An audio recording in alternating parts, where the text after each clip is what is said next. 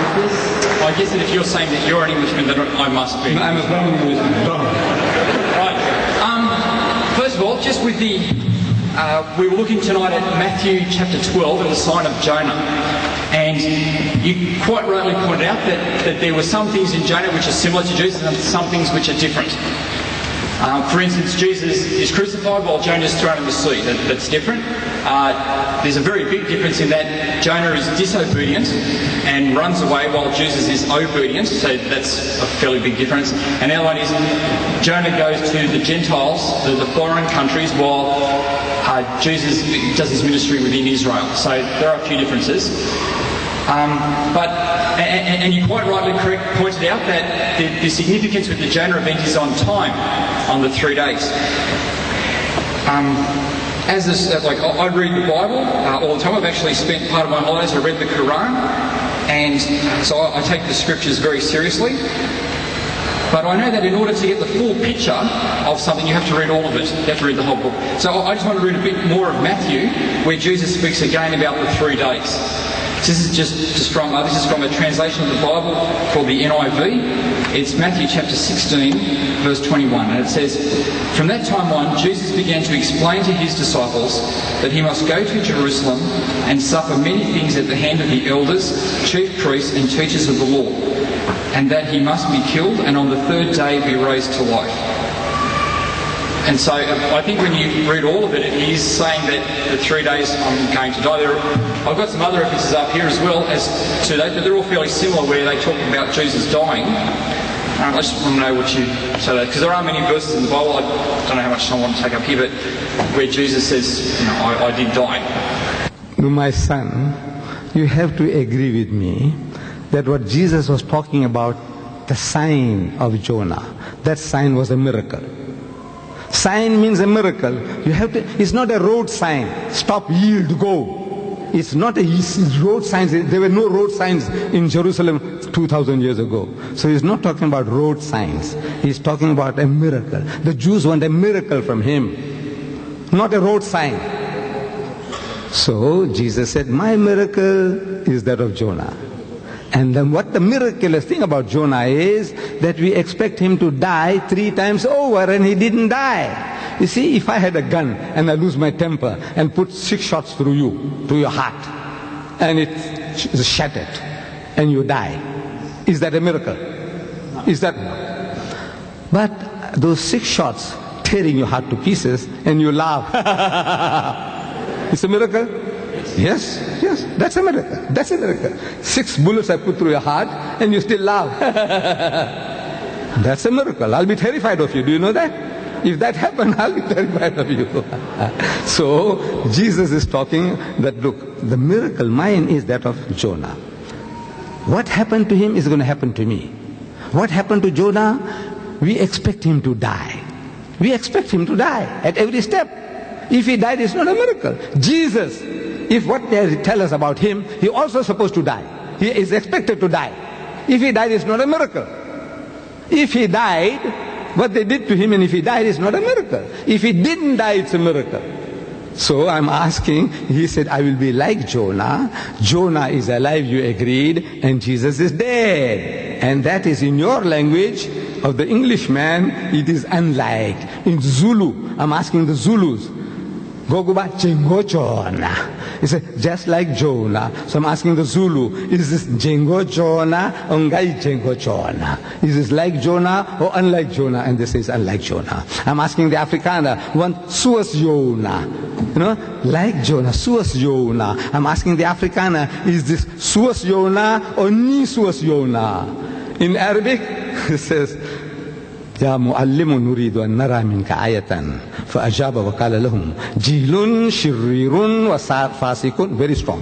In Arabic, this statement of Jesus is very, very strong compared to the English. He says, جيل, this is the Bible is written by the Christian, by the way, not me. جيل شرير وفاسق يطلب آية ولا توطى له آية إلا آية يونان النبي لأنه كما كان يونان في بطن الحوت 3 أيام و3 ليال هكذا. The word I was looking for was هكذا, just like that. So I'm asking the Arab Christian, is this هكذا or لا هكذا? Jesus and Jonah, is it hakaza, just like that, or la hakaza? He says, no, it's la hakaza. So, come on, you prove now that this statement is a revelation from God. The Holy Ghost inspired Matthew to write it down. Then it is proving that Jesus is if I was a Jew, I'll never accept Jesus. As a Muslim, I believe in Jesus as the Messiah, one of the mightiest messengers, as a Muslim. But as a Jew, I said, look, this man was put to the test and he failed again and again. He's failing. According to the test that he himself lays on himself, he is a failure, he is an imposter, and as an imposter we killed him. I would have said that if I was a Jew. But as a Muslim, I say I believe that he was a true messenger of God, and you have misunderstood everything. You have misunderstood. May I just say something on that? You are right. If you were to shoot me 6 times through the heart, right, and I was just still standing here, that would be a miracle. Of course. But if you were to shoot me 6 times through the heart and I was to die, be buried, and then I came back to life, that would also be a miracle. Right. Right. So it still can be a miracle. First we have to certify that you were dead. Yeah? Well, if I was shot 6 times through the heart, I would be dead. That's what is assumed now. Now Jesus, look, 3 days after his alleged crucifixion, he goes to that upper room where they had the Last Supper. I'm giving you another proof that the man didn't die. Proof from his own mouth. He goes to that upper room where they had the Last Supper. And he goes in and he wishes his disciples in the Hebrew language, Shalom Aleichem. Same as Salam Alaikum. We say Salam Alaikum, the Jews say Shalom Aleichem. Same. Means peace be unto you. And when he said Shalom Aleichem, his disciples were terrified. I'm reading your John, that the disciples were petrified, terrified. So I'm asking, why would they be terrified? Because when you meet your long lost master, your grandfather, your teacher, your guru, your prophet, your Messiah, the Arab and the Jew will embrace one another, and that is his way, the Arab and the Jew. But instead of doing that, they are terrified. So I'm asking, why were they terrified? So Luke chapter 24, he gives the answer. That they were affrighted because they thought he was a spirit. Am I quoting correctly? You people who know the Bible, am I quoting correctly? Yes. Correct me. If I'm misquoting, you must correct me. Yes, I know. I can't afford to make a mistake. I don't know.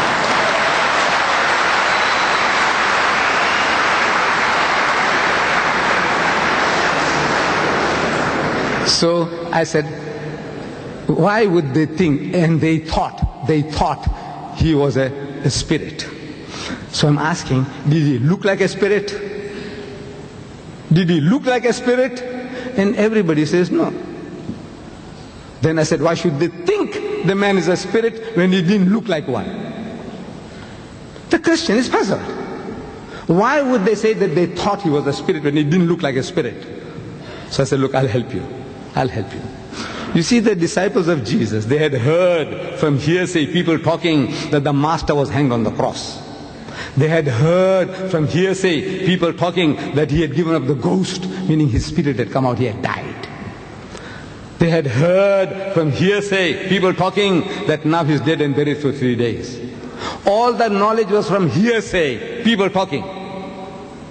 Because Mark chapter 14, verse 50, he tells us that at the most critical juncture in the life of Jesus, all his disciples forsook him and fled. All. So I'm asking the brown Englishman and the white Englishman, sir, does all mean all in your language?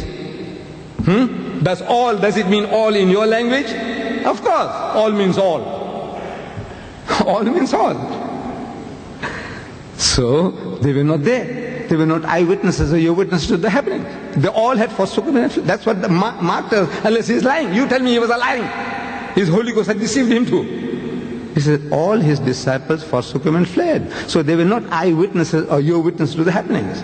So they had heard that man is dead and buried. They expect him to be stinking in his grave. Such a person, you see, naturally you are terrified. You think he must be a ghost, a spook. So Jesus wants to assure them that is not what they are thinking. So he said, Unzuru ila yadayya wa rijlayya. Behold my hands and my feet. Inni ana huwa, that it is I myself.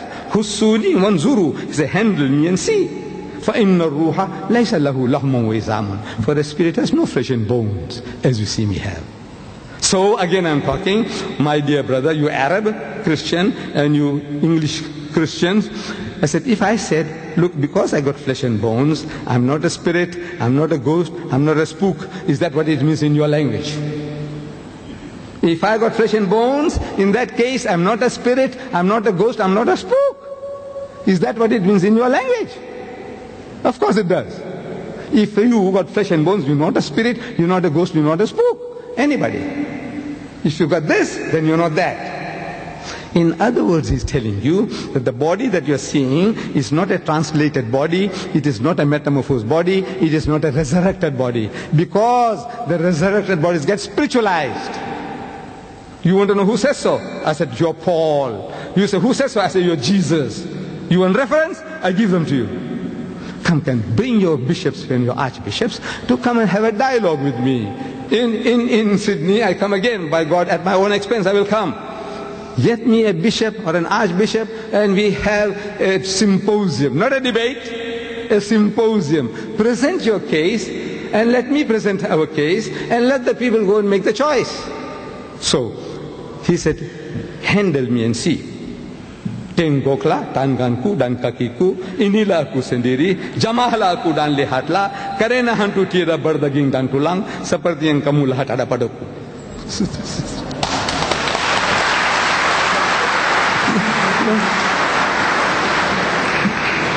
So they felt him. I'm reading your Bible. And they felt him. And they believed not for joy. It means they were overjoyed and wondered. So what happened, man? We thought the man was dead and buried. So he says, "Aindakum hahuna ta'am." Have you got here anything to eat? فَنَاوَلُوهُ جُزْءًا مِّن سَمَكٍ وَشَيْئًا مِّن شَهَدِ أَصَلٍ فَأَخَذَ وَأَكَلَ قُدَّامَهُمْ. And they gave him a piece of broiled fish and a honeycomb, and he took it and he ate in the very sight. To prove what? There is a ghost. Is that how you prove you're a ghost? You're a spook? Huh? You eating broiled fish and honeycomb. They're feeling you. And they say, no, they wondered, say, man, I thought the man was dead. He's alive. Hooray, he's alive. And eating boiled fish and honeycomb to prove what? He's a ghost, he's a spook. Man, every verse I can quote you from the Bible. I said, every verse you have misunderstood, my brothers. You Englishmen, you brown Englishmen, and you white Englishmen, whether you call yourself American, you speak English, you are an Englishman. And I want to say, come, talk to me in English.